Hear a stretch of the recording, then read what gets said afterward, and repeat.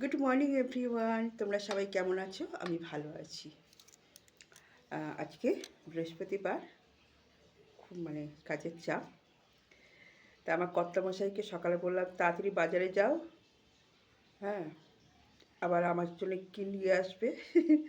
বুঝেছো, আমাদের হচ্ছে কি ওরা বাজার করবে, এবার কতক্ষণে আমাদের রান্না বান্নাগুলো সারবো, তারপরে বৃহস্পতিবারে পুজো দেবো, অনেক কিছু চিন্তা থাকে।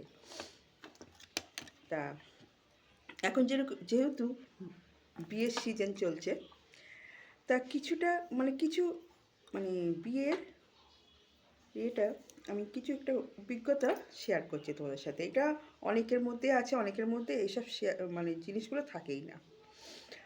যখন আমাদের একটা মেয়েদের, বিশেষ করে মেয়েদের যখন বিয়ে ঠিক হয়, এবার যত দিন আসে, বিয়ের ডেটটা যত আস্তে আস্তে এগিয়ে আসে, আমরা না ভাবি যে আর কটা ঘরটা দেখি, নিজেদের বাপের বাড়ি ঘরটা দেখি আর ভাবি আর কটা দিন এই ঘরটাতে থাকবো, এরপরে অন্য ঘরে চলে যাব।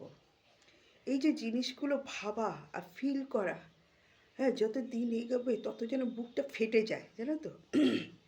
কষ্টে বুক ফেটে যায় যে সব এই নিজের লোকেদের কে ছেড়ে দিয়ে অন্য সংসারে গিয়ে প্রবেশ করব।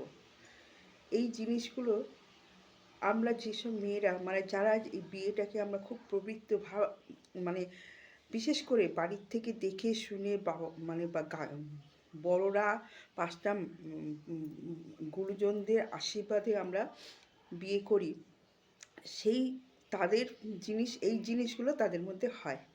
আর অন্যান্য ছেলেমেয়েদের কথা বাদই দিলাম, যারা ওই পালিয়ে গিয়ে বিয়ে করা বা বাড়ির লোকেদের অমতে বিয়ে করা, তাদের ব্যাপারটা আলাদা।